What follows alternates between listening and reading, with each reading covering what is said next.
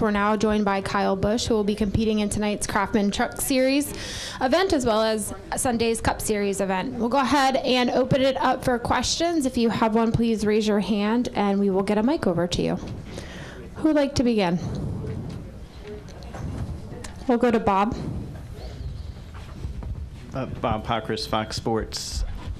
If you hadn't spun, if you weren't the caution last week, but the caution came out at that time, are you making decisions now to win a race, or do you have to play the points considering where you're at? I would say that we would go for the win and make the decision based off of trying to get that. So I think we were in the fourth position. That would have been really, really hard for us to choose only 2 tires with that many laps on the lefts. So I think we would have taken 4, which ultimately would have put us a little too far back because 4 didn't win, right? So I think that would have been the call, but it obviously wasn't the one needed to win the race. So we need to think about that and put ourselves in that position had us not been the caution. Additional questions for Kyle? Go in the front to Lee.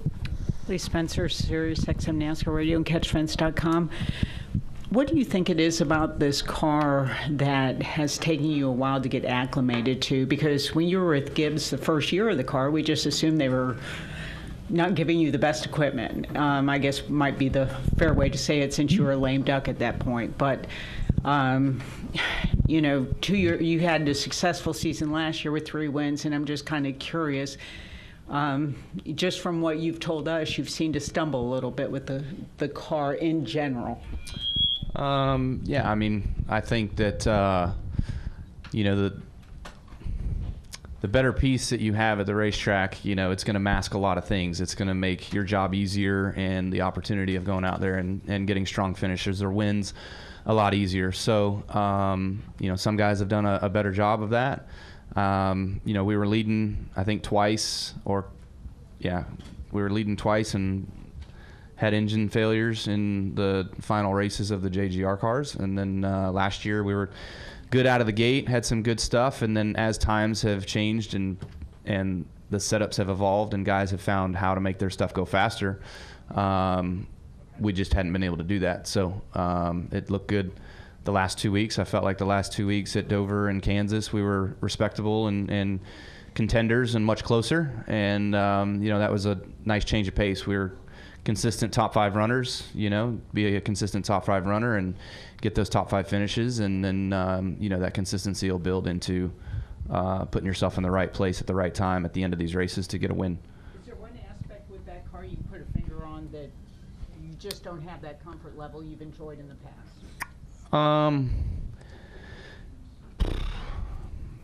It definitely drives different than the old car. What that is, I'm not exactly sure. I mean, it seems when you lead into the corner and the right front is outside the right rear, the car is much tighter. When you get to the center off of the corner and the right front is inside the right rear coming downhill, it's much looser. And so trying to find that balance of that has been difficult, trying to get that right. But the old car didn't have that sensation. It was easy to just make a smooth corner and have the balance stay the same the whole time, where now I feel like I'm fighting many more balance issues. And on top of just fighting those balance issues by yourself, throw in the aero deficiencies that you have in traffic, and now you're just confused. Like you think that you're going to expect it to do one thing and it does something else, and you lose 1/10 of a second because you're trying to garner that feel of what it is.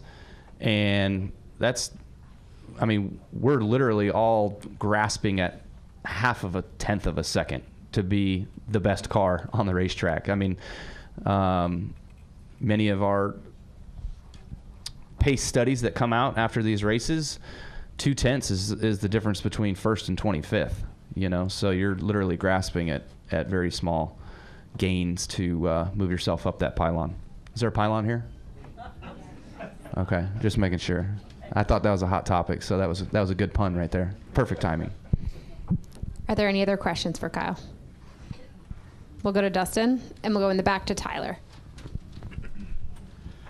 Dustin Long, NBC Sports.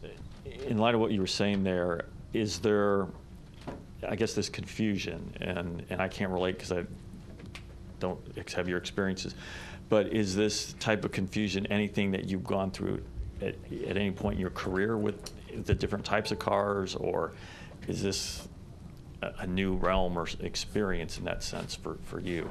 No, this is all new. New realm of confusion. I think the last time we had this much confusion was when we had the high downforce package on the Cup cars, the old Cup car, where you didn't know if you wanted to be the downforce guy or the less drag guy at the different racetracks, you know? And so, like, I think Truex, if I remember right, was like they poured all the downforce on his cars and he was fast his way, and they took downforce. They made Denny's cars less drag and he was fast that way. So it was like, okay, well, which way's the way, you know? I think that was the last time I was confused, but that's just car build stuff, not even lap to lap as you're going through the turns with your balance issues and then aero issues that you have. And I also want to ask you, looking ahead to the All-Star race, you were the winner the one year they had the option tire, and I know it didn't work as well as what everybody hoped back then, but what's your hopes and thoughts about this idea of going back to an option tire and trying this again, and what would be signs that it's worth, or even if it doesn't work, it's still worth moving forward on? Yeah, I mean, I think it's definitely something interesting. You know, I feel like the last time we all kind of put it on at the same time, so there was no difference in putting it on, right? So this time I feel like we're probably all going to strategize the same way again. Like there's not that very many different ways that you can skin the same cat to figure out how to win these races. You know, it's no different than every Sunday, right? Like every Sunday, you're going to split the first stage, you're going to split the second stage, you're either going to split the third stage, or you're going to two-stint the third stage. Like it's spelled out. There's no thinking at all anymore to strategy. So, like, I've made the suggestion years ago, and they've skipped right over it, in one ear, out the other, of find or make a defined number at some of these racetracks. If it's 75 laps green, you want to go 75 laps green. When the green flag falls, we're going 75 laps green, and if no caution comes, you throw a caution. Okay, then the clock resets. We go 75 again. But then there's no caution in the last 50 or 25 or whatever laps. So that throws some strategy into things, and that would give the crew chiefs, if we had option tires at all these other races, like, hey, do we want to run the option tire for 75 laps here? Will it make it 75 laps? That's another question. You know, and how all of that would look, and that would definitely throw some more option into these races, where right now it's all the same, man. It's so cookie cutter that it's all the same. How would that explain, I'm sorry, the 75 laps? Mm-hmm. Because you're going to have potentially natural cautions, and then just throw that out.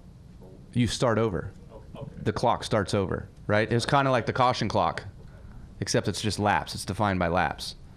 So you start the race green, you go 75 laps. If there's no natural caution, you throw one, right? And then if there's a caution at lap 50, once it goes green again, you're going 75 green again. You know, but at least there's not a set and defined pit strategy at that point, in my opinion. All right, we'll go in the back to Tyler and then down here to Bob. Yeah, Tyler Head, 107.5 The Game, Cumulus Media. A lot of talk going on here recently about the future of the engine in the Cup Series, abandoning pushrod V8s, bringing in some kind of hybrid technology. Is there optimism that maybe that could get the horsepower back up, like a lot of drivers, including yourself, have advocated for over the past few years? Sure.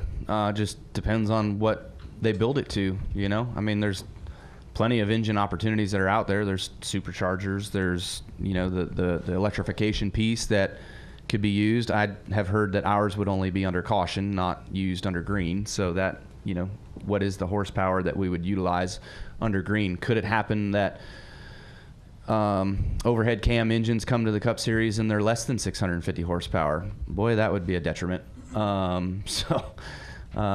Definitely we would all advocate for more. It's just a matter of who's going to listen. We'll go to Bob. Bob Pockris, Fox Sports. And when you spun that there at the end of the race last week, was that just pushing too hard? Did something happen? Just what occurred? Yeah, so I'd smoked the tires, and I'd gotten really loose about 6 laps prior to that, and I was running the top, and I was just barely hanging on. And then I went to the bottom, and I found a little bit of pace around the bottom, and that's when I got by Kyle Larson. And then I don't know if it was a lap or two later, I just kept trying to maximize my speed, knowing that we were falling off, and I didn't want to lose any more positions to anybody behind me, and just over pushed it. And I came in, and they said the whole right rear was just feathered, and Kyle's right front was corded and splitting and unraveling. So we both just smoked our tires. I think it's a little bit weird that he smoked a right front and I smoked a right rear. So you'd think opposite of that, right? Yeah, but I mean, is that just styles, do you think, or It's were you running? It could be just the balance that you had at that particular time of the race. Like, we had been trying to free up the second half of the race, and I felt really neutral. And honestly, that whole run, like, I felt like I was trying to stay under the tire and not over push, because it was going to be one of our longest runs to end the race. And when the 11 and the 17 were racing really hard for the lead and I was in third, I was just like, you guys burn your stuff up. You guys do what you got to do. Like, this is fun. I'm going to watch for a second. You're going to come right back to me. And so I was just hanging out. Like, I didn't even want to get in the fray. And then, I don't know, it was about 15 laps later, and I wasn't getting any closer to them. And I started slipping in different ways, and I'm like, all right. I'm not going to get a payoff for trying to take care of my tires here. We'll take one final question from Pete over here to your right. Kyle, a couple of quick questions. Today, running in the truck race, is that fun for you? You like doing that kind of stuff when you can these days? Can it help with what you do on Sunday here? And, you know, this year, the throwback, they're celebrating roots racing and things like that. How important is that still to get that path to get from when you're running around as a 10, 11-year-old to, you know, making it to the big series if you're good enough to do that? Yeah. What was the first part? The truck race. Truck race, yeah.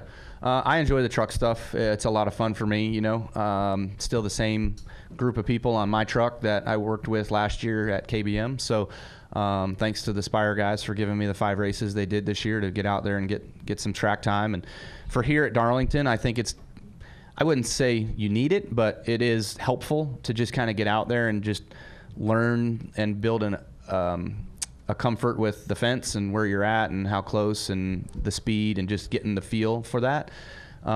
So being able to do all of that tonight with a truck and then get into a cup car tomorrow, I think you'll fire off a little bit faster, you know. But besides that, I don't know that you learn much more than that, just the comfort of where the wall is. And then, you know, the grassroots effect and all of that, you know, that's what drives our sport, really. I mean, it could be driven from the top down, of course, you know, with the series of the Cup Series and everything that it is.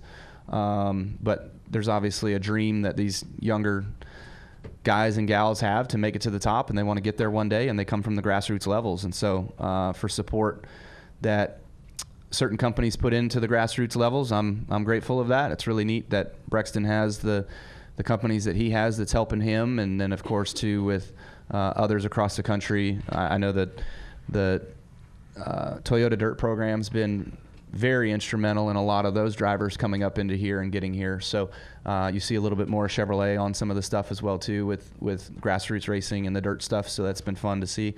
But yeah, it's always cool to have throwback weekend in Darlington. So excited about seeing some of the schemes out there.